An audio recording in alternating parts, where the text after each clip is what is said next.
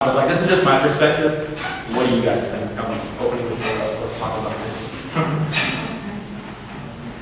Well, I really want to say things like, okay, so the business school. I mean, I'm a business major, but I'm a liberal arts major as well, and I saw the consequences that like college of liberal arts suffered a lot, whereas the business school got a lot more funding. And it's just like, 90% as well. well, like, I mean, comparatively. Yeah. So like they were saying that because the business school has its rankings, and because people go, like a lot of people come to UT like for the business school and not necessarily for liberal arts. Like a lot of people, their perspective is that like supply and demand kind of thing. Mm-hmm. So like, how do you address that? Like, how do you tell people that that's not the way it works? That's a good question. Does anybody want to try to answer that? Supply and demand. Supply and demand, like, sorry. Could you elaborate on that? Yeah. Well, basically what it is that since the business school has more of a like national presence, like the UT's business school, more people are coming to UT for the business school and not necessarily like for liberal arts. Like that's the perspective. Like I don't agree with it. That's I think with the College of Liberal Arts was the largest school in I mean, has the largest population. Right. I mean, it is the largest. Like, and I mean, there's a lot of great programs within it too, like Plan 2 and liberal arts honors. But since the Become School holds a ranking, like it's like #1 in accounting, for example. It's like because of that image that Becomes has for UT, people are more likely to say that okay, well, it's okay that they're getting preferential treatment. So like, how do you address that? Like, how do you basically tell people that that's not the way you should do it? The Latin American Studies Department has been ranking as #1 in the nation, and it's also facing that. So I don't think that it's just preferential treatment to ranked schools. Yeah. One of the other issues being addressed is the cuts on the liberal arts specifically, to the greatest extent versus all the other departments, started around 5 years ago. And there's a direct relationship as to the decrease in investment across the liberal arts school since the last 5 years. Obviously, the students are not getting the attention to those upper division classes that distinguish them going into pre-law, pre-med, or whatever they pursue afterwards. So it used to be at the top across the board in any way, shape, or form. And because of this trend and because of that, that demand, they created a whole new series of very enriching programs like the International Relations Global Cultures. That was created 4 years ago in response to a greater demand in the liberal arts school. But now the cuts are limiting and prohibiting the future enrollment possibilities. So actually, if anything, it's the opposite. It's not that it was decreasing, so they're taking money. It was increasing substantially faster and at a greater rate than any other department, any other school on campus. This was just how they decided to position the money, and now they're making the argument post-facto.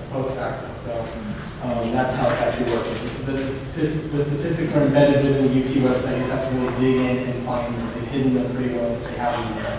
Cool. Thanks for that perspective. Does anybody else want to talk about stuff going on campus? Or how anybody's been experiencing the budget cuts, classes, or debt, or anything that's pissed you off lately? I mean, for me, like, I was pretty shocked that this semester I got substantially less financial aid, and it really is affecting me because, I mean, I don't know if you all know, but because the legislature took so long to figure out how much they were going to cut, a lot of us got our financial aid packages later than usual. And then so because of that, people were scrambling to find $2,000 here, $1,000 there to cover what their financial aid didn't make up. And I'm still waiting for the funds for my college access fund to go into my bank account. And for that reason, I have not bought any of the books that I need because I'm keeping the money that's in my bank account so I can feed myself and survive and stuff. So, and also like the teacher who inspired me to become like an activist and get involved in things, she is gone. She was a sacrifice in the budget cuts. So yeah, that's all I'm good at things. Terry. Okay, so the student debt issue is huge. I don't know the mortgage crisis. So basically what's happening right now is that when you graduate, you know, you have to start paying back your loans, right? And so they hired these people who are like evil to pursue you once you graduate to make sure that you're making your payments on time. So there's just a petition I saw today where it's saying, look, if you could just forgive the student loan debt, then that would increase the amount of money that working people have, you know, every month that they're not having to pay. I mean, it's like, I don't even know where to start. But basically, the situation is that we go to a public university where we're supposed to be producing knowledge that benefits society. And instead, what's happening is that we're being turned into this like cash box for corporate interests. And just today in the Daily Texan, there was an article about how the engineering school is going to, you know, raise their tuition to be more competitive, to make themselves more competitive. So I feel like what we need to realize is that this is a real fight. Like, there are people who want tuition to go up. They do. They don't want people who can't afford college to be here. So like today when I was passing out flyers, a ton of people were just like, no, no, no. Like, I don't have student debt. It's not a concern of mine. And then last year, you talked to someone who was like, yeah, they'll make us more competitive if we raise the tuition. Like, these are real things that people think.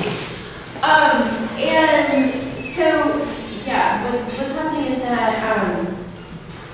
people are being recruited from out of state and out of the country to do the work that corporations want to have done in our labs. So the professors are being pressured to be entrepreneurial. And now there's an entire office that's dedicated to this. It's called the Office of Technology Commercialization. And so they teach professors how to partner with these corporations so that they can get this funding that, you know, goes to the department. Because you all know we're getting like less and less and less and less and less money from a legislature that is run by people who want to choke public education. So anyway, what's happening is that we're having people coming in from, especially out of the country, and they're not gonna be agitators because they are here on visas, and they also can't work in other areas. They can't like get a job outside of the university. They're pretty much stuck doing what they're doing in their lab for a private corporation that's partnered with their professor, and they're being paid whatever the professor pays them for their research assistantship. So, I mean, this is really bad, y'all. Like, you're not going to hear that they're not good people that want us to get organized and talk to each other across departments. And, you know, this is their worst nightmare, us sitting in this room right here. Like, talking about how our financial aid got cut and how we're pissed and how we know what they're doing with foreign workers, our students, student workers. So, I'm almost overwhelmed with the task at hand, but I'm glad to see you all here, and let's keep sharing the information. I